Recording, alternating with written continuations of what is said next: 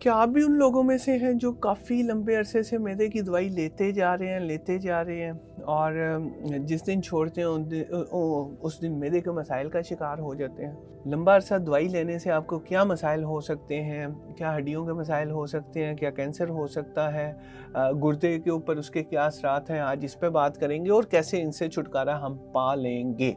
मेरा नाम डॉक्टर उस्मान नईम है, मैं एक गैस्ट्रोएंटरोलॉजिस्ट हूँ और आज जो हमने टॉपिक डिस्कस करने जा रहे हैं वो बहुत इंपॉर्टेंट है। इस तरह के एज ए गेस्ट्रोएंटरोलॉजिस्ट मेरे पास हमारे पास बहुत से लोग ऐसे आते हैं जो लंबे अरसे से मैदे का कैप्सूल इस्तेमाल कर रहे हैं और सबसे पहला जो कंसर्न उनको और हमें होता है वो ये होता है कि इसकी वजह से इन्हें कोई नुकसान ना हो, और दूसरा कंसर्न ये होता है कि इसकी वजह से क्या नुकसान हो चुके हैं, और अगली बात ये होती है कि इसे हम छुड़वा कैसे सकते हैं, इनसे इनकी जान कैसे छूटेगी। 20 से 30% लोग ऐसे होते हैं जिन्हें ये प्रॉब्लम हो सकती है। सबसे जो इम्पोर्टेंट चीज़ इन दवाइयों के साथ लिंक है वो ये है कि विटामिन्स की कमी हो सकती है, विटामिन्स की एब्जॉर्प्शन कम हो सकती है, नकाहत कमजोरी हो, और हर विटामिन के अपने अपने मसाइल हैं जिनका ये लोग शिकार हो सकते हैं। हड्डियों के मसाइल हो सकते हैं, गुर्दों के कुछ स्टडीज़ ऐसी हैं जो गुर्दों के मसाइल के बारे में बात कर रही हैं। लेकिन सबसे इम्पॉर्टेंट बात ये है कि क्यों हम एक दवाई पे लगे, क्यों ना हम अपनी ज़िंदगी को या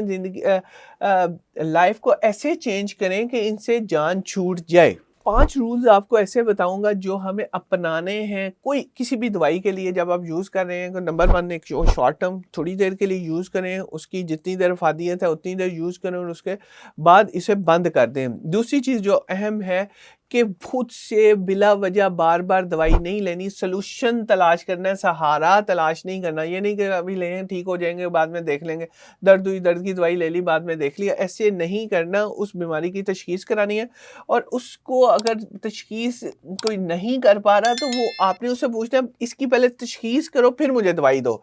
मुझे सिम्प्टोमेटिक मेरे अलामात का इलाज ना करो, मेरी बीमारी का इलाज करो कि मेरी बीमारी को कैसे ख़त्म करोगे। तुम तो पेट दर्द है पेट दर्द की दवाई दे दी, सर दर्द है सर दर्द की दवाई दे दी, बुखार है बुखार की दवाई दे दी। उसे कहो मुझे जिस वजह से बुखार हुआ है या सर दर्द है उसका इलाज करो ताकि मैं लंबा अरसा मुझे दवाइयाँ ना खानी पड़े। तीसरा रूल ये है जो सबसे इम्पॉर्टेंट ये है कि जब आप टाइमिंग आगे पीछे कर देते हैं दवाई की, उसकी अफादियत कम हो जाती है। जब अफादियत कम होती है तो आपको उसे खाने पीने में उस तरह फ़ायदा नहीं होता, दवाई की ज़्यादा मिकदार लेनी पड़ती है और आहिस्ता आहिस्ता जिस्म उसका आदी होना शुरू हो जाता है। और अगर आपको मैदे का मसला है, आप कैप्सूल पे लगे हुए हैं और ठीक नहीं हो रहे, तो भाई अपना लाइफस्टाइल जब तक तुम सही नहीं ना करोगे तुम कैप्सूल पे ही रहोगे। अगर कैप्सूल से जान छुड़वानी है तो सबसे इम्पोर्टेंट ये है कि अपने लाइफस्टाइल को सही करो। जो प्रॉब्लम है, रिफ्लक्स का मसला है, खुराक मुंह में आ रही है, उसकी लाइफस्टाइल चेंज करो। मैदे की तेजाबियत का मसला है तो उसमें ज़िंदगी में तब्दीलियां लेकर आओ। तो ये सबसे इम्पॉर्टेंट चीज़ ये है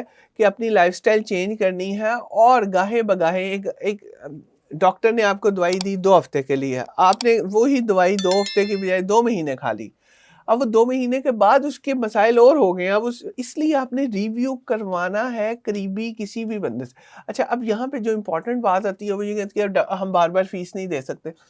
और भाई सरकारी अस्पतालों में या हर तरह के जीपीज के साथ आप मिल सकते हैं, अपने जूनियर डॉक्टर्स, ये चीज़ तो जूनियर डॉक्टर्स भी ट्रीट कर सकते हैं। उसके अलावा आप अपने करीबी जो मुस्तनद मालिज आपके मोहल्ले में बैठा है उससे बात कर लें, ताकि मेडिसिन का रिव्यू तो वो कम से कम आप लोगों से तो बहुत ज़्यादा अच्छा जानता है ना, वो जनरल प्रैक्टिशनर जिसने एक ज़िंदगी गुजारी है इस फील्ड में।